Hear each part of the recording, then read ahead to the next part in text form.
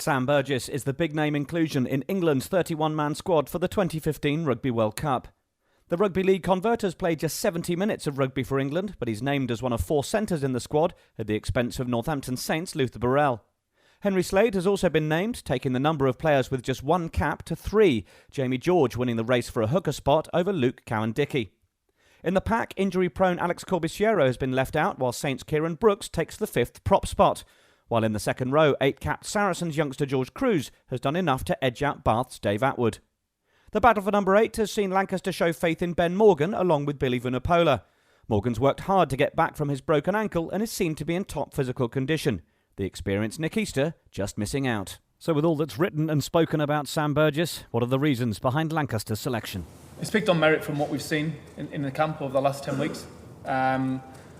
Obviously, you know, he's come in, learnt the game at Bath. He obviously played a lot of time at 12, some time at 6, but he's played a lot of time certainly standing in the centres. No, he's earned the right. He's earned the right. We're constantly giving them areas to work on and areas to develop and to think about where they are in the pecking order, where the competition is. So for Luther, you know, we felt he trained really well. He'd had a good camp. But we just felt with Henry and Sam in particular, as a duo really, they've come onto the scene late in different ways. Henry, he's obviously got his opportunities with Exeter at 13, and he's really begun to play consistently well in the Premiership. We've obviously managed to get him injured in the Six Nations. We played the Barbarians game, we had him in the Saxons. But this is the first real chance for him to get into the camp, just by virtue of the fact he's a young player and he's earning his stripes in the Premiership. And then Sam's obviously completely different, come in, you know, from a different code and developed himself at Bath. But both of them have come in and they've absolutely trained the house down, impressed everyone, not just ourselves, but the players themselves, and come into that France game and made 2 debuts that I've not seen before. You know, and I think that was a reflection of how well they've both done, and subsequently since then they've maintained that.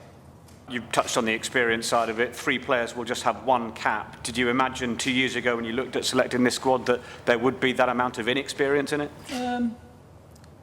I don't know. I mean, I don't know how many other World Cup squads have been announced yet. There's not that many. I suspect most World Cup squads will have in their 31-man squad 1 or 2 players that will have a limited number of experience. You know, I think New Zealand could include a winger in Milner Scudder who's got 2 caps. So, you know, you can't predict. You know, it's not a science selection. Obviously, you can't just predict the future, what's going to happen. You can't say that Henry Slade's going to do what he did and come into camp. What you've got to do is just be fair and robust to everyone, and trust your instincts.